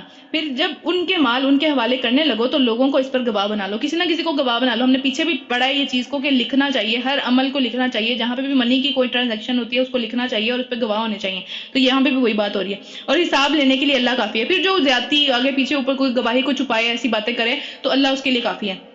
تو آپ صلی اللہ علیہ وسلم نے یہ بات فرمائی ہے کہ نہ سمجھ آدمی کو مال دینے والے کی دعا قبول نہیں ہوتی، اللہ تعالیٰ اس کی دعا قبول نہیں کرتا، جس نے جان بوجھ کے اپنے سر کے اوپر سے اتارنے کے لیے اس کو مال دے دیا اور نہ سمجھ اتنا تھا کہ اس کو پتہ بھی نہیں چلا کہ اس نے گھپلا کہاں کہاں کیا، ٹھیک ہے، مطلب اتنی اس کو سمجھ ہو کہ یہاں وہ ہر چیز کو سمجھ سکے کہ یہاں اتنے پیسے لگے تھے اور وہ اس بات کو مان لے کہ ہاں میرے ساتھ انصاف کے ساتھ میں نے پیسے واپس لے لیے ہیں، تو اگر کسی نے اس کی ناسمجھی کا فائدہ اٹھاتے ہوئے اس کو کم پیسے دیا، ایسی کوئی حرکت کی، ٹھیک ہے، اور نہ سمجھ ایسے ہی دے دیا کہ بھائی میرے سر کے اوپر سے اتر جائے گی سارا کا سارا یہ جو اتنا مسئلہ پڑ گیا ہے میرے اوپر، ٹھیک ہے، تو اس کی دعا قبول نہیں ہوتی، نبی صلی اللہ علیہ وسلم کی حدیث ہے۔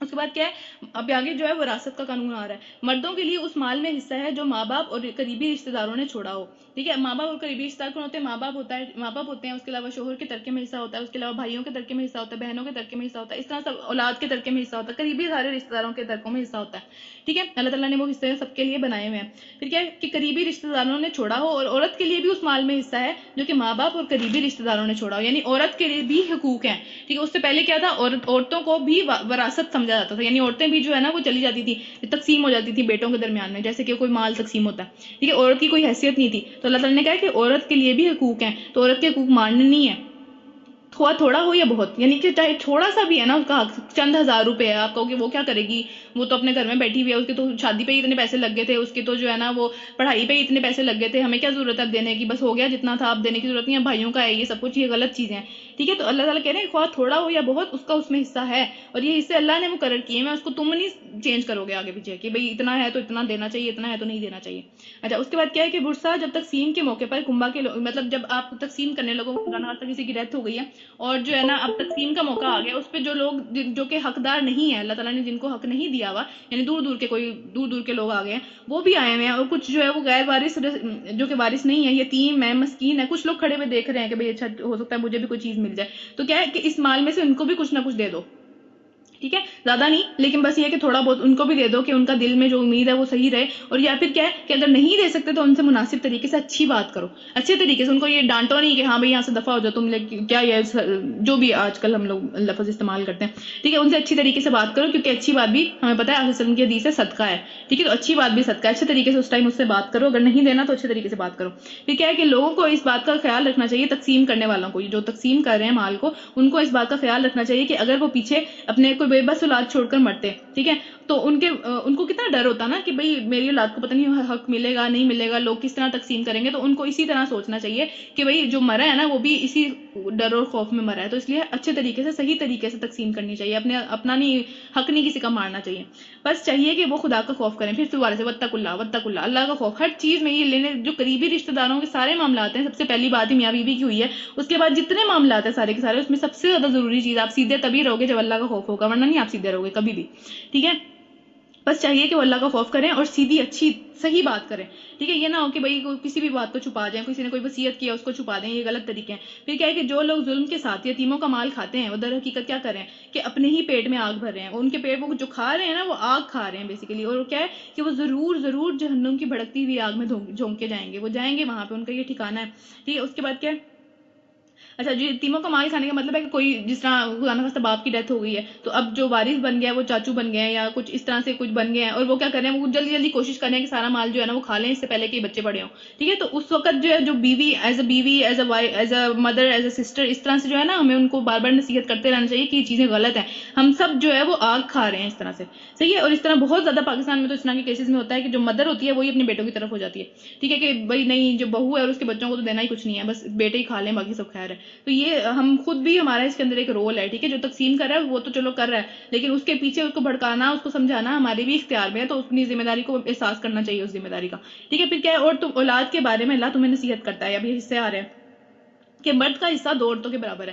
اب مرد کا حصہ 2 عورتوں کے برابر کیوں ہے، اس کے اوپر بھی شدید لمبی بحث ہے، اس کا کیا مقصد، اس کے سب سے چھوٹا ترین یہ ہے کہ نان و نقفہ کی جو ذمہ داری ہے، جو عورت کا ساری پیسوں کے معاملے میں ذمہ داری ہے وہ اللہ تعالیٰ نے مرد پہ ڈالی ہے، وہ عورت پہ نہیں ڈالی، ٹھیک ہے۔ عورت اگر ملینر بھی ہے نا اور مرد جو ہے وہ فقیر ہے تو بھی اس کے اوپر ذمہ داری نہیں ہے کہ وہ اس کی کفالت کرے، وہ گھر کا سامان لے کے آئے، ہاں اگر وہ اپنی مرضی سے کرتی ہے کہ ہاں بھئی میں نے اپنے پیسوں کو کیا کرنا ہے، میرے گھر کا حال دیکھو تو میں کچھ لگا ہی لوں، ٹھیک ہے، تو وہ اس کی اپنی مرضی ہے، اس کو کوئی آ کے جو ہے نا وہ اس بات پہ ذلیل نہیں کرے گا کہ تم نے اپنے گھر کا حال دیکھا ہے، یہ شوہر کو تم کیوں نہیں کر سکتی، وہ اس کی مرضی ہے، وہ کرے تو اس کے لیے صدقہ ہے، ٹھیک ہے، اس کی مرضی ہے، اس کو اس بات کو یاد رکھنا ہے، کوئی بھی اس کے اوپر جو ہے وہ زور زبردستی نہیں کرے گا، تو اس لیے بھی اللہ تعالیٰ نے ایک طرح سے ان کو 2 حصے دیے ہیں کیونکہ اس کی ذمہ داری زیادہ ہے، ٹھیک ہے۔ پھر کیا ہے، مرد کا حصہ 2 عورتوں کے برابر ہے اگر میت کے وارث یعنی کہ جب جو مر گیا اس کے وارث کون بچ گیا پیچھے 2 سے زائد لڑکیاں ہوں، یعنی کہ صرف لڑکیاں ہی ہیں، لڑکا کوئی نہیں ہے، تو پھر کیا ہے کہ انہیں ترکے کا 2/3 دیا جائے گا، یعنی کہ 2.5% حصہ جو ہے 2/3 کا مطلب ہے 2/3، ٹھیک ہے، یعنی کہ 3 حصے اگر اس کے کریں تو 2 حصے ان لڑکیوں کو دیے جائیں گے، ایک حصہ جو ہے وہ پیچھے چلا جائے گا، پیچھے کا مطلب ہے بھائی بہن میں اور ماں باپ میں، ٹھیک ہے۔ اس کے بعد کیا ہے کہ اگر ایک ہی لڑکی وارث ہے، یعنی کہ ایک ہی لڑکی تھی، اس کی اکلوتی لڑکی تھی اور لڑکا کوئی نہیں ہے، تو پھر کیا ہے اس کو آدھا حصہ ملے گا اس پورے ترکے کا، اور کیا ہوگا باقی جو ہے وہ پیچھے چلا جائے گا ماں باپ میں اور بہن بھائی میں، ٹھیک ہے۔ اگر میت صاحب اولاد ہو، اب میت کی زیادہ اولاد ہے، ٹھیک ہے، پھر کیا اس کے والدین کو کتنا ملے گا، پھر اس پہ اس کے والدین کو ہر ایک کو یعنی کہ ماں کو بھی اور باپ کو بھی الگ الگ کتنا ملے گا، 6واں حصہ ملے گا اس کا، ٹھیک ہے، اس کے پورے ترکے کا 6واں حصہ ملے گا۔ اور اگر وہ صاحب اولاد نہ ہو یعنی اس کی اولاد کوئی نہیں ہے، اب ماں باپ بھی پیچھے وارث بچ گئے ہیں، تو پھر کیا ہے والدین جو ہے ماں کو 3واں حصہ ملے گا، اور ظاہری بات ہے کہ باپ کا اس کا ڈبل ہوگا، تو 6واں حصہ باپ کا ہوگا۔ پھر کیا ہے کہ اگر میت کے بہن بھائی بھی ہوں تو ماں اگر بہن بھائی بھی ہیں یعنی صرف ماں باپ اب وارث نہیں ہے، ماں باپ بھی وارث ہیں اور بہن بھائی بھی وارث ہیں اور بچے نہیں ہیں، پھر کیا ہے کہ ماں بہن بھائی بھی ہوں تو ماں چھٹے حصے کی حقدار ہوگی، پھر چھٹا حصہ ان کو ملے گا اور اس کا ڈبل جو ہے وہ باپ کو ملے گا، اور بہن بھائیوں کا الگ آئے گا، آگے آئے گا وہ، ٹھیک ہے. یہ سب حصے اس وقت نکالے جائیں گے، یہ سب حصے صرف تب نکالے جا سکتے ہیں جبکہ پہلی بات کیا کہ اس کا سارا جتنا بھی اس نے قرض لیا ہوا ہے وہ ادا ہو جائے.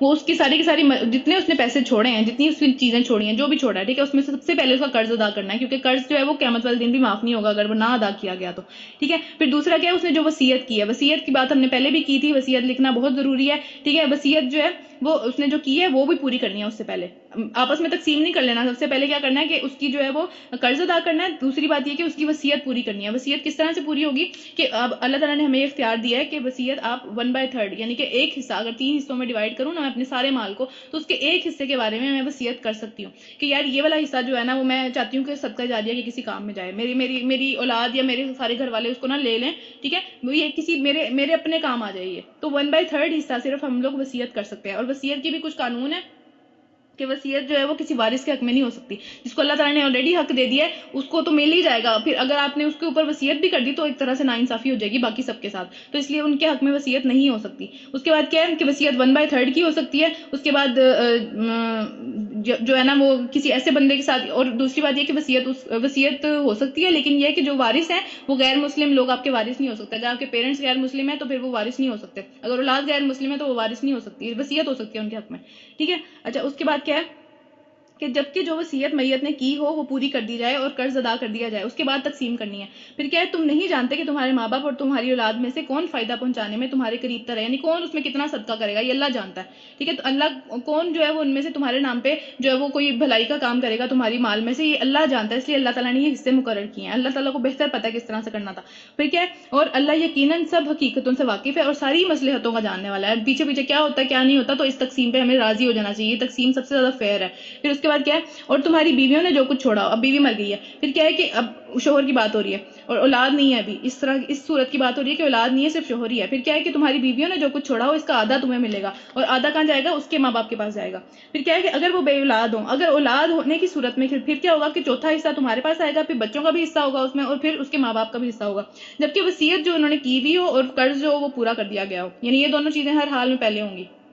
اور وہ تمہارا جو کہ تم چھوڑو گے اس میں سے چوتھائی کی حقدار ہوں گی، یعنی کہ اگر شوہر جو ہے وہ آدھا مل رہا ہے اسے تو اس کو چوتھا ملے گا، ظاہری بات ہے آدھا حق ہے اس سے، ٹھیک ہے. اچھا، چوتھائی کی حقدار ہوں گی. اگر تم بے اولاد ہو، اگر صاحب اولاد ہو تو پھر ان کے پاس 8واں حصہ آئے گا، بعد اس کے کہ جو وصیت تم نے کی ہوئی ہو وہ پوری ہو جائے اور جو قرض ہے وہ بھی ادا ہو جائے. پھر کیا کوئی ایسا مرد ہو کہ جو کہ بے اولاد بھی ہو اور اس کے ماں باپ بھی زندہ نہ ہو، ٹھیک ہے، کلالہ کہتے ہیں ایسے مرد کو، کہ نہ اس کا ڈائریکٹ نیچے سے کوئی ہے نہ اس کا ڈائریکٹ اوپر سے کوئی ہے. پھر کیا ہوگا، بہن بھائی کے پاس جائے گا. بہن بھائی ڈائریکٹ نہیں ہوتے، ٹھیک ہے. ڈائریکٹ کون ہوتا ہے، ماں باپ اور اولاد. تو جب نہ ماں باپ ہے نہ اولاد ہے نہ اس کی کوئی بیوی ہے، پھر کیا ہے کہ اس کے بہن بھائی جو ہیں وہ اس کے حصے اس کے پاس اس کی جائیداد چلی جائے گی.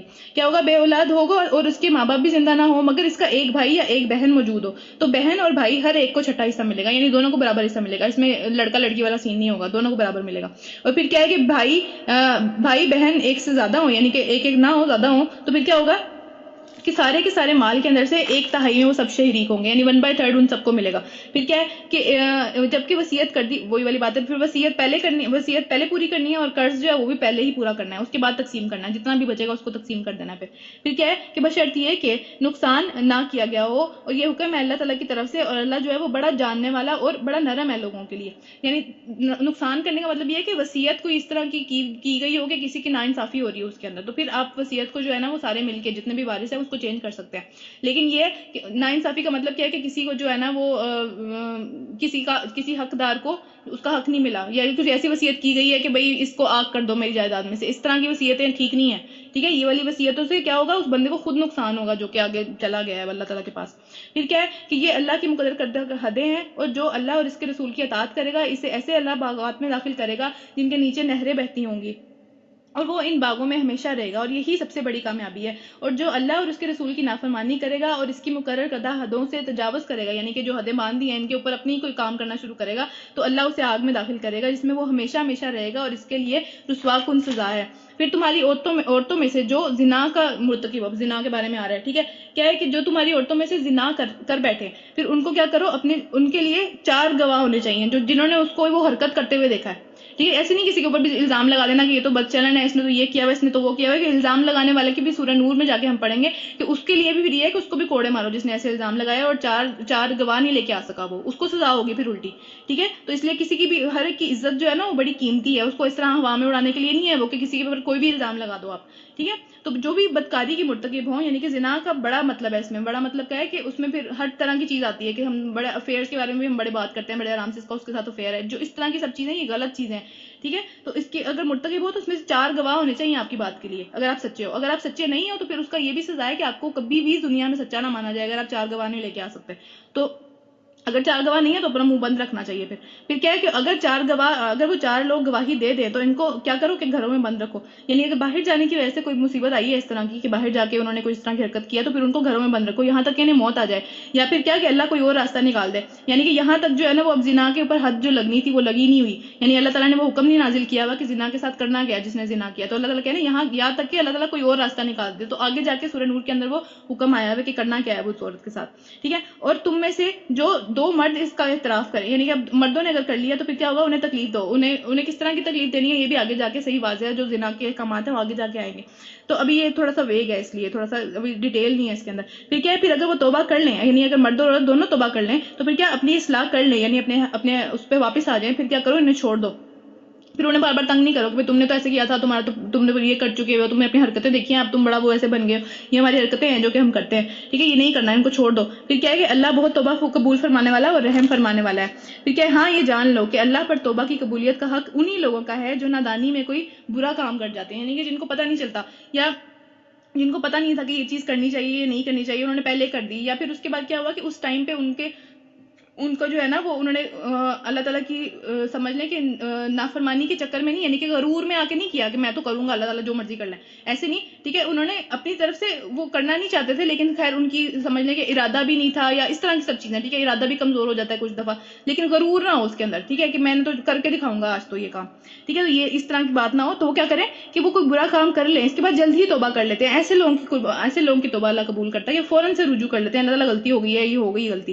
ٹھیک ہے, ایسے لوگوں پر اللہ اپنی نظر کرم رکھتا ہے اور پھر متوجہ ہو جاتا ہے ان کے پاس. پھر کیا ہے, اللہ ساری خبروں کا خبر رکھنے والا اور حکیم اور دانا ہے. مگر توبہ ان لوگوں کے لیے نہیں ہے. ٹھیک ہے, ابھی کون لوگ ہیں ان کی توبہ قبول نہیں کی جاتی, جو برے کام کیے چلے جاتے ہیں, کرتے ہی جاتے ہیں, یہاں تک کہ جب ان میں سے کسی کی موت کا وقت آ جاتا ہے اس وقت یہ کہتا ہے کہ اب میں نے توبہ کی, یعنی موت کے فرشتے دیکھ لینے کے بعد توبہ نہیں ہوگی. ٹھیک ہے, ہاں اگر بیماری اللہ تعالیٰ نے آپ کو دے دی ہے اس سے پہلے اس میں توبہ ہو سکتی ہے, لیکن موت کے فرشتے سامنے نظر آ رہے ہیں پھر توبہ نہیں ہوگی. اور اسی طرح توبہ ان لوگوں کے لیے بھی نہیں ہے جو مرتے دم تک کافر رہتے ہیں, یعنی جنہوں نے توبہ کی ہی نہیں ہے اینڈ پہ جا کے. ٹھیک ہے, جو کافر ہی رہے, جو اللہ تعالیٰ کے پاس آئے ہی نہیں, ان کے لیے توبہ نہیں ہے پھر کہ وہ کلمہ پڑھ لیں اس ٹائم پہ, ایسا نہیں ہے. ٹھیک ہے, ایسے لوگوں کے لیے تو ہم نے دردناک سزا تیار کر کے رکھی ہوئی ہے. پھر کیا, اے لوگوں جو ایمان لائے ہو, تمہارے لیے حلال نہیں ہے کہ زبردستی عورتوں کے وارث بن بیٹھو. یعنی عورت کو اگر خدا نخواستہ اس کے شوہر کی ڈیتھ ہو گئی ہے تو پھر یہ نہیں کرنا کہ عورت کو اپنے گھر میں ہی رکھا ہوا ہے اور جو ہے نا اس کو جانے نہیں دے رہے کہ وہ اس کو چھوڑ دیں, مطلب اس کا جو تعلق تھا آپ کے گھر سے وہ ختم ہو گیا ہے اب. ٹھیک ہے, تو زبردستی ان کا وارث نہیں بن بیٹھنا. میں نے پہلے بھی بتایا کہ زمانہ جاہلیت کے اندر کیا ہوتا تھا کہ اگر خدا نخواستہ کسی عورت کے جو شوہر کی ڈیتھ ہو جاتی تھی تو وہ کیا کرتے تھے, اس کا کبھی اس کا بیٹا اس سے شادی کر رہا ہے, کبھی جو ہے نا وہ اس کا بھائی اس سے شادی کر رہا ہے, مطلب اس طرح کی حرکتیں یہ لوگ کرتے تھے. ٹھیک ہے, اسلام نے عورت کو حرمت دی ہے, آگے حرمت کے رشتے بھی آ رہے ہیں, کون کون سے جو رشتے ہیں وہ محرم ہیں, ان سے شادی نہیں ہو سکتی. تو یہ بات وہی ہے. ٹھیک ہے, اور یہ حلال اور نہ یہ حلال ہے کہ انہیں تنگ کر کے ان کے مہر کا کچھ حصہ لینے کی کوشش کرو. یعنی مہر کا حصہ کس طرح لینا ہے کہ ان سے تم شادی کر لو اور اس کے بعد ان کو اتنا تنگ کرو کہ وہ خلا کے اوپر آ جائیں, اور خلا کے اوپر کہیں کہ بھائی ہمارا مہر تم رکھ لو. ٹھیک ہے, ہم تمہیں تمہارا مہر واپس کر رہے ہیں, ہمیں صرف آزاد چھوڑ دو. تم کو تنگ نہیں کرنا ہے اس مقصد کے لیے کہ تمہیں مہر واپس کر دیں وہ. ٹھیک ہے, اس کے بعد کیا ہے کہ جو تم انہیں دے چکے ہو وہ واپس بھی نہیں لینے کی کوشش کرنی ہے. اب سونا جائیداد جو کچھ تم نے ان کو دے دیا وہ واپس بھی نہیں لے سکتے. ٹھیک ہے, اور اس کو واپس لینے کے چکروں میں تم ان کو تنگ کرو کہ یہ خود جو ہے نا وہ خود مجھ سے خلا لے لیں, تو وہ بھی چیز ٹھیک نہیں ہے, یہ حلال نہیں ہے, حرام چیز ہے. ٹھیک ہے, اس کے بعد کیا ہے کہ ہاں اگر وہ کسی صریح بد چلنی میں مبتلا ہوں, یعنی کہ انہوں نے کوئی ایسا واضح کام کیا جس کے اوپر تم 4 گواہ بھی لے آتے ہو کہ اس طرح ہو گیا کوئی اس طرح کام, پھر ٹھیک ہے کہ پھر تم انہیں تنگ کرو اس طرح کی چیزوں کے بارے میں, لیکن وہ بھی اللہ سے ڈرتے ہوئے کرنا ہے. ٹھیک ہے, ان کے ساتھ اچھے طریقے سے معاملہ رکھو, اچھے طریقے سے زندگی بسر کرو. اللہ تعالیٰ بتا رہے ہیں کہ میاں بیوی کا تعلق کس طرح ہونا چاہیے. ٹھیک ہے, اب کیا ہے کہ اگر سب کچھ ٹھیک ہے تو اچھے طریقے سے ان کو رکھو, جو کھاؤ خود وہ ان کو کھلاؤ, جو خود پہنو جیسا پہنو ویسا ان کو پہناؤ. ٹھیک ہے, اگر وہ تمہیں ناپسند ہو, یعنی کہ کوئی عادت اس طرح کی ہے کہ وہ نہیں پسند آ رہی, ٹھیک ہے, یا کوئی زبردستی کسی نے کسی کی شادی کرا, جو بھی اس طرح کے معاملات ہے کہ کوئی ایسا معاملہ ہو گیا کہ کچھ نہیں پسند آ رہا, تو ہو سکتا ہے کہ ایک چیز جو تمہیں پسند نہ ہو اللہ نے اسی میں تمہارے لیے بھلائی رکھ دی ہوئی ہو. ٹھیک ہے, اب ہو سکتا ہے کہ وہ عورت تمہیں نہیں پسند, اس کی فلاں عادت تمہیں نہیں پسند, تو اس میں اچھائی دیکھنے کی کوشش کرو.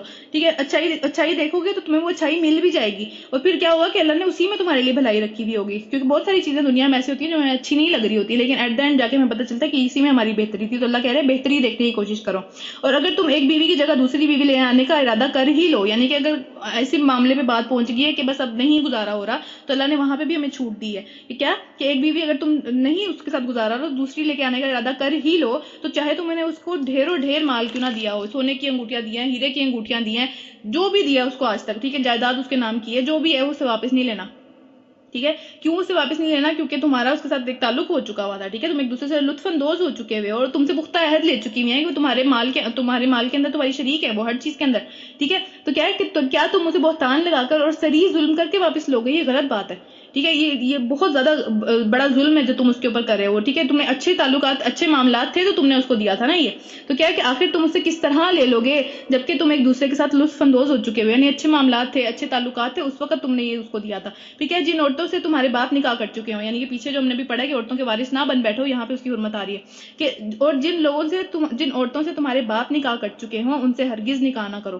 ٹھیک ہے, چاہے وہ تمہاری ستیلی ماں ہے, اس سے بھی نکاح کرنا نہیں ہے جائز. پھر کیا ہے کہ جو ہو چکا وہ ہو چکا, یعنی کہ دور جاہلیت میں جس نے کر لیا, ٹھیک ہے, اب وہ چلتا رہے, لیکن آگے سے یہ چیز نہیں ہوگی. کیونکہ یہ در حقیقت یہ بہت ہی سمجھ لیں کہ بے حیائی کا فعل ہے, بہت زیادہ بے حیائی کا کام ہے, یہ اچھی بات نہیں ہے, ناپسندیدہ اور برا چلن ہے.